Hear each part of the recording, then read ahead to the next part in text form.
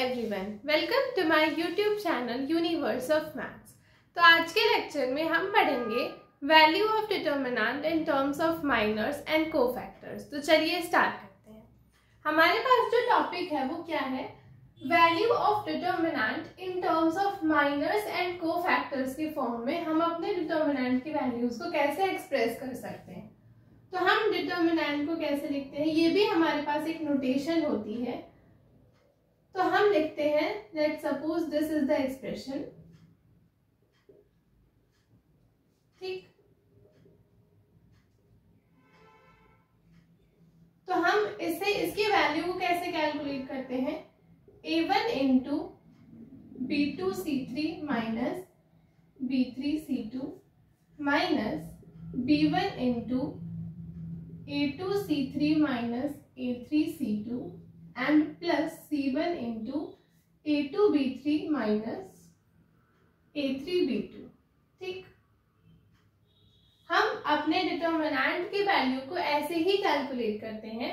और ये अगर हम देखें तो ये हमारे पास क्या है, a1 इंटू ये हमारे पास क्या है, इट्स माइनर, a1 का माइनर ही हमारे पास ये वैल्यू है, माइनस b1 इंटू b1 का माइनर हमारे पास ये वैल्यू है, तो it's minor,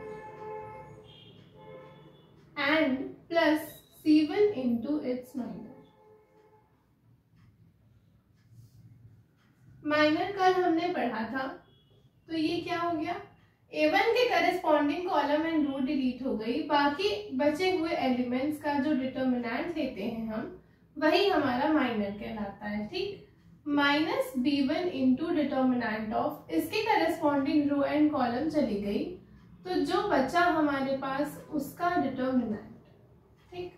and lastly plus c1 into determinant of a2b2 and a3b3, ठीक। तो हमारे पास माइनर के टर्म्स में ये गिवन डिटर्मिनेंट एक्सप्रेस हो गया such as this.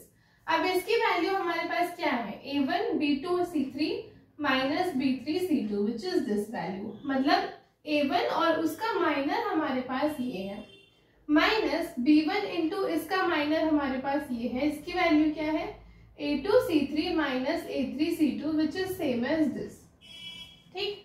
And last में हमारे पास c1 इंटू इसका माइनर विच इज, इसकी वैल्यू क्या होगी सॉल्व करने पे, a2 b3 minus a3b2 which is this. तो हम अपने गिवन डिटर्मिनेंट को इन टर्म्स ऑफ माइनर्स के फॉर्म में कुछ इस तरह से लिख सकते हैं। इसे हम क्या बुलाते हैं, expansion of the determinant by minors of elements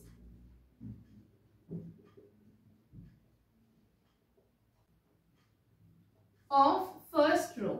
हमने फर्स्ट रो के अलोंग क्या किया, एक्सपेंशन किया अपने डिटर्मिनेंट का by minors of the elements of first row. तो ये हमारे पास माइनर्स के फॉर्म में हमारा डिटर्मिनेंट एक्सप्रेस हो गया। अब हमारे पास कुछ नोट्स हैं, हम उसे देख लेते हैं। यहाँ पर हमारे पास कुछ नोट्स हैं। नोट नंबर 1 हमारे पास क्या है, from the previous expansion we have. पिछला वाला एक्सपेंशन हमारे पास क्या था, हमने माइनर के टर्म्स में अपने डिटर्मिनेंट को एक्सप्रेस किया था, such as a1 into its minor, ठीक, minus b1 into its minor and plus c1 into its minor. हमने इस फॉर्म में अपने पिछले एक्सपेंशन में कुछ इसी तरह से किया था, ठीक। तो हमारा नोट नंबर 1 है, फ्रॉम द प्रीवियस एक्सपेंशन। यहां से हमारे पास क्या आया, डिटर्मिनेंट को हम ऐसे भी लिख सकते हैं, a1 इंटू इट्स कोफैक्टर। हमारे पास डिटर्मिनेंट किस फॉर्म की थी, a1 b1 c1 a2 b2 c2 a3 b3 c3। कल की क्लास में हमने माइनर्स और कोफैक्टर्स को पढ़ा था। कोफैक्टर्स क्या होता है, अगर हम अपने माइनर्स के साथ में एक अप्रोप्रिएट साइन लगा देते हैं तो वो हमारा कोफैक्टर निकल करके आ जाता है। तो a1 इंटू इट्स कोफैक्टर, फिर हमने क्या लिखा, plus B1 into its cofactor and plus C1 into its cofactor। कि यहाँ पर माइनस था तो यहाँ पर प्लस आ गया। इसका रीजन क्या है कि जब हम कोफैक्टर ऑफ B1 निकालते हैं तो यहाँ पर साइन निगेटिव होने की वजह से हमारा कोफैक्टर ऑफ B1 क्या आता है, नेगेटिव ऑफ माइनर B1। तो माइनर ऑफ B1 का नेगेटिव आने की वजह से माइनस माइनस मिलके प्लस हो जाता है और यहाँ पर प्लस आ जाता है हमारे पास। तो हम माइनर्स के फॉर्म में भी एक्सप्रेस कर सकते हैं अपने डिटर्मिनेंट को और कोफैक्टर्स के फॉर्म में भी एक्सप्रेस कर सकते हैं। हमारे पास कोफैक्टर्स होते क्या हैं, aij इज इक्वल टू -1 की power i plus j into minor. ठीक, हम ऐसे ही अपने कोफैक्टर्स को लिखते हैं। तो B1 हमारा किस पोजीशन पर है, first row and second column, मतलब A12 पोजीशन पर है। तो इसका कोफैक्टर क्या हो जाएगा, -1 की पावर 3 इंटू Mij। तो ये क्या निकल कर आ गया, माइनस ऑफ Mij। यही हमने यहाँ पर लिखा कि जो हमारा कोफैक्टर है B1 का, ये क्या है, नेगेटिव ऑफ माइनर है, इसकी वजह से हमारा यहाँ क्या आ गया, पॉजिटिव। तो हम अपने डिटर्मिनेंट को माइनर्स के फॉर्म में कुछ इस तरह एक्सप्रेस कर सकते हैं और कोफैक्टर्स के फॉर्म में कुछ इस तरह एक्सप्रेस कर सकते हैं। यही हमारा नोट नंबर 1 हमसे कह रहा है। ठीक, अब note number 2, we can expand by minors using any row और कॉलम। हम अपने माइनर्स की मदद से किसी भी रो या कॉलम के थ्रू अपने एक्सपेंशन को कर सकते हैं। चाहे हम इस रो से एक्सपैंड करें, चाहे हम इस रो से करें, चाहे इस रो से करें, या फिर इस कॉलम से या इस कॉलम से या इस कॉलम से करें। हम किसी भी रो या कॉलम से अपने डिटर्मिनेंट को एक्सपैंड कर सकते हैं बाय माइनर्स। ठीक, तो टोटल कितने वेज हो गए हमारे पास, 6 डिस्टिंक्ट वेज हो गए अपने डिटर्मिनेंट को एक्सपैंड करने के, या तो first row, second row, third row, और first column, second column, third column. तो कुल मिलाकर के कितने तरीके हो गए हमारे पास, 6 वे। तो ये हमारा नोट नंबर 2 था। अब नोट नंबर 3 क्या है, each element of determinant is paired with particular minor. हमने यहाँ पर क्या देखा, ये जो हमारा A1 into its minor, ये क्या है, each element of determinant is paired. हमारे डिटर्मिनेंट का हर एलिमेंट किससे पेयर होता है, विथ पर्टिकुलर माइनर के साथ जाकर के पेयर होता है। जैसे यहाँ भी हमने क्या देखा, A1 किसके साथ पेयर हो रहा है, अपने माइनर के साथ जाकर के पेयर हो रहा है। Thus, a function is established। हमारे पास यहाँ पर एक फंक्शन स्टैब्लिश हो गया और जो हमारा ऑर्डर्ड पेयर बनेगा वो क्या बनेगा, ये एलिमेंट और इसका माइनर। हमारा एलिमेंट क्या है, A1, कॉमा इसका माइनर क्या आएगा हमारे पास, B2C3 माइनस B3C2। तो B2C3 माइनस B3C2, ये हमारा ऑर्डर्ड पेयर के फॉर्म में निकल करके आ जाएगा। ठीक, ये हमारा पॉइंट नंबर 3 था। 4 क्या है, बाय एक्सपैंडिंग यूजिंग माइनर्स। जब हम माइनर्स के थ्रू एक्सपैंड कर रहे होंगे अपने डिटर्मिनेंट को, तो हमें ये चीज ध्यान में रखनी है अपने साइंस को। ठीक, तो जैसे हमने लिखा A1 इंटू इट्स माइनर, फिर हमने क्या किया, minus B1 into its minor plus C1 into its minor. जब हम फर्स्ट रो के अलोंग एक्सपैंड किए तो, ठीक, अगर हम यहीं पर सेकेंड रो के अलोंग एक्सपैंड करते तो यहाँ हमें नेगेटिव लिखना होता, यहाँ पॉजिटिव, एंड देन यहाँ अगेन नेगेटिव हमारा आता। तो हमें इस चीज को ध्यान में रखते हुए अपने डिटर्मिनेंट्स को एक्सपैंड करना होगा यूजिंग माइनर्स। अब हमारे पास 5th एंड लास्ट नोट क्या है, इफ अ रो और column of a determinant consist of all zeros, the value of determinant is 0। अगर हमारे डिटर्मिनेंट में कोई भी एक रो या फिर एक कॉलम पूरा 0 हो जाए, कंसिस्ट ऑफ ऑल जीरोस, तो उस पूरे डिटर्मिनेंट की वैल्यू क्या हो जाती है हमारे पास, 0। फॉर एग्जाम्पल, लेट्स सपोज हमारे पास एक डिटर्मिनेंट है दिस। ठीक, इस डिटर्मिनेंट में हमारी ये जो सेकेंड रो है ये पूरी 0 है, तो यही हुआ कि इफ अ रो और a column of a determinant, हमारे इस डिटर्मिनेंट की एक रो पूरी ही कंसिस्ट ऑफ ऑल जीरोस, इसमें तीनों जीरो हमारे पास आ गए, तो वैल्यू ऑफ डिटर्मिनेंट इस पूरे डिटर्मिनेंट की वैल्यू क्या आ जाएगी हमारे पास? 0। ये हमारा नोट नंबर 5 था। तो अब हम कुछ क्वेश्चंस को कर लेते हैं। यहाँ पर हमारे पास एक क्वेश्चन है, हमें एक्सप्रेस करना है value of this determinant in terms of minors and cofactors of the elements of the third row. तो हम पहले माइनर्स के टर्म में एक्सप्रेस करते हैं, ठीक। अलोंग थर्ड रो करना है हमें, तो हम ऐसे चलेंगे। अब हमारे पास साइन क्या होती है? प्लस माइनस प्लस, ठीक। तो हमने क्या लिखा? अपना डिटर्मिनेंट लिखा 5 इंटू माइनर के टर्म्स में, इसके करस्पॉन्डिंग हमारी रो एंड कॉलम डिलीट हो गई, तो 4 2 5 माइनस 3, ठीक। देन माइनस आ गया हमारे पास एंड एलिमेंट क्या है? -2 इंटू डिटर्मिनेंट ऑफ, इसके corresponding column and row delete हो गई, तो -2 2 1 -3 and then +2 into minor of -2 4 1 5। इसको सॉल्व करें तो -12 -10, ये +2 इंटू 6 -2 +2 इंटू -10 -4, ठीक। इसकी वैल्यू क्या आ गई? -12 -10 -22, तो 5 इंटू -22 प्लस 6 -2 4 2 8 प्लस -14 इंटू 2 हमारे पास कितना हो गया? -28। इसको सॉल्व करें तो ये हो जाएगा -110 प्लस 8 -28, तो ये कितना आ गया हमारे पास? -110 -20 विच इज इक्वल टू -130। तो हमारे डिटर्मिनेंट की वैल्यू क्या निकल कर आ गई? -130, जब हमने एक्सप्रेस किया in terms of minors of third row, ठीक। तो हमारी वैल्यू कितनी आ गई? इतनी। अब हम करते हैं कोफैक्टर्स। मैं इसी सेम क्वेश्चन को आपको दोनों मेथड से करके दिखा रही हूँ कि आंसर हमारे पास क्या आएगा? सेम आएगा, ठीक। तो हम कैसे लिखते थे? डिटर्मिनेंट को हम लिखते थे हमारा एलिमेंट इनटू इट्स कोफैक्टर, ठीक। फिर हम लिखते थे अपना second element into its cofactor and फिर हम लिखते थे अपना third element into its cofactor, ठीक।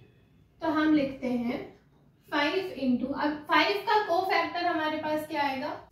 5 हमारी किस पोजीशन पर है? 831 पोजीशन पर है, तो -1 की पावर 3 + 1 4 इंटू माइनर ऑफ 31, ठीक। तो हमारे पास क्या आ गया? -1 की पावर 4 मतलब पॉजिटिव ही आया, और M31 हमने माइनर अपना क्या निकाला है? माइनर हमारा ये होगा, तो इसकी वैल्यू है हमारे पास -12 -10, ठीक। यहां से -2 इंटू, अब इसका कोफैक्टर हमारे पास क्या होगा? ये किस पोजीशन पर है? इस पोजीशन पर, मतलब -1 की पावर 5 इंटू दिस, तो ये हमारे पास क्या आएगा? नेगेटिव ऑफ दिस, तो ये इसकी वैल्यू क्या होती है हमारे पास? माइनर ऑफ 3 2 की नेगेटिव होती है, तो माइनर ऑफ 3 2 हमारे पास ये है, इसकी नेगेटिव, तो हम यहां लिख देते हैं 6 -2, ठीक। ये आया है हमारे पास।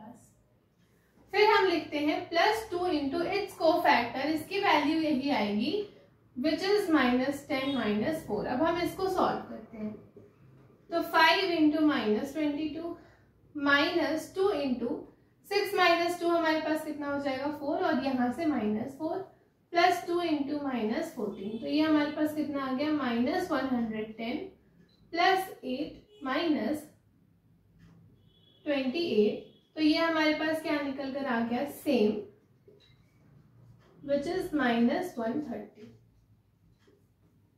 तो हमने एक्सप्रेस कर दिया अपने इस डिटर्मिनेंट की वैल्यू को इन टर्म्स ऑफ माइनस भी एक्सप्रेस कर दिया and in terms of cofactors भी एक्सप्रेस कर दिया of the elements of third row along third row. हमारा दोनों केस में आंसर क्या आ रहा है? सेम आ रहा है, विच इज -130।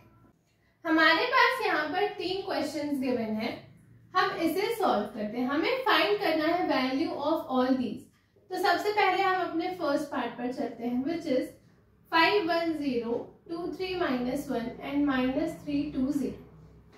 तो हम along फर्स्ट रो अपने एक्सपेंशन को करते हैं, ठीक।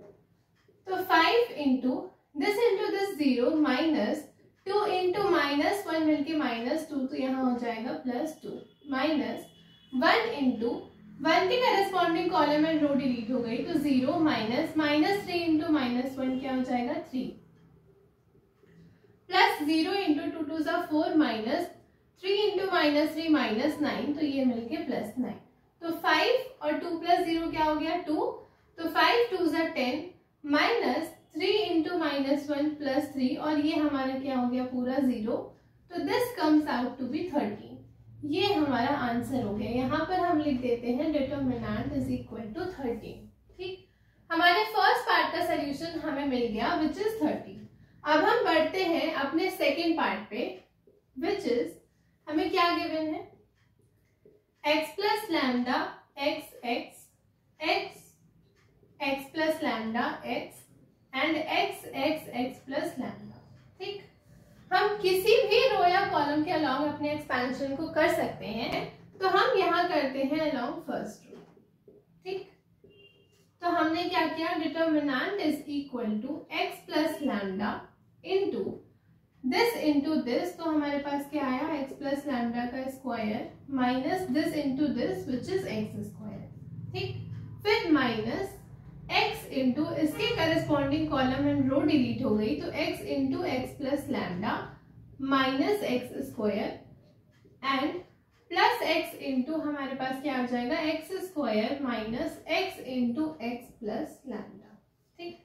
हमें इसको सॉल्व करना है। इसे एज इट इज रहने देते हैं। a प्लस बी का होल स्क्वायर के फॉर्म में हमें ये दिख रहा, तो this will be equal to a square plus b square plus 2ab minus x square as it is. इसे एज इट इज रहने देते हैं, तो ये हो जाएगा x square plus x lambda minus x square and ये हो जाएगा x square minus x lambda, ठीक।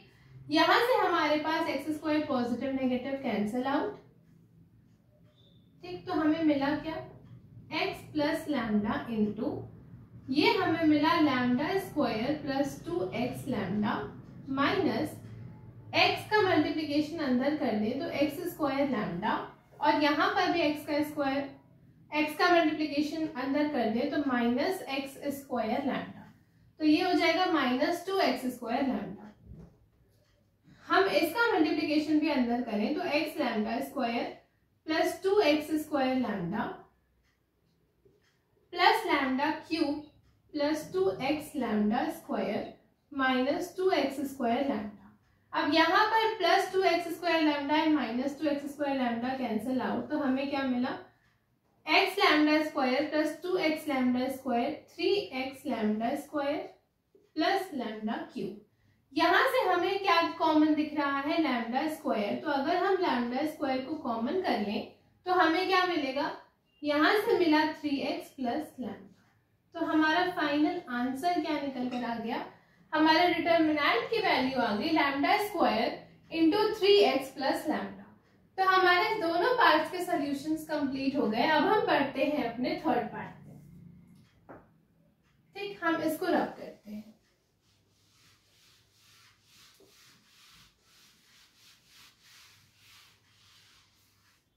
हमारे पास क्या है, show that this value is equal to this. तो हम पहले अपने इस डिटर्मिनेंट का एक्सपेंशन करते हैं अलोंग फर्स्ट रो, ठीक। तो हमने लिखा 1 into determinant is equal to 1 into 1 1 जा 1 माइनस दिस इंटू दिस क्या हो जाएगा माइनस सी स्क्वायर, ठीक। फिर माइनस ए इंटू इसके corresponding column and row delete हो गई, तो हमारे पास आ गया minus a minus b c, ठीक। माइनस बी इंटू सी क्या हो गया minus b c plus b into हमारे पास क्या आएगा, इसके corresponding column and row delete हुई, तो minus a into minus c हमारे पास a c minus b into 1 हमारे पास माइनस बी। इसको अगर हम फर्दर सिंप्लीफाई करें तो 1 माइनस माइनस मिलके plus c square minus a into minus a और ये माइनस माइनस मिलके plus b c plus b into a c minus minus मिलके प्लस बी। ठीक, इसको फर्दर सिंप्लीफाई करें तो ये हमारे पास हो गया 1 प्लस सी स्क्वायर। इसका मल्टीप्लीकेशन अंदर कर दें तो माइनस माइनस मिलके plus a square minus a b c, and इसका मल्टीप्लीकेशन अंदर कर दें हमारे पास बी ए सी, हम इसे ए बी सी भी लिख सकते हैं, एंड प्लस बी स्क्वायर। तो माइनस ए बी सी और plus a b c cancel out, तो हमारा डिटर्मिनेंट क्या आ गया 1 plus a square plus b square plus c square which is our RHS। हमारा RHS क्या था दिस। हम अपने LHS से स्टार्ट हुए, हमने अपने इस डिटर्मिनेंट को सॉल्व किया तो हमारी वैल्यू क्या निकल कर आ गई this which is equal to RHS। तो हमारा लेफ्ट हैंड साइड और राइट हैंड साइड बराबर था, हमें यही शो करना था कि this is equal to this, hence prove. ठीक, तो आज की क्लास में हमने पढ़ा value of determinant in terms of minors and cofactors. कल की क्लास में हम properties of determinants and application of determinants को कवर करेंगे। आज की क्लास के लिए इतना ही। अगर आपको वीडियो पसंद आई हो तो please do like, share and subscribe.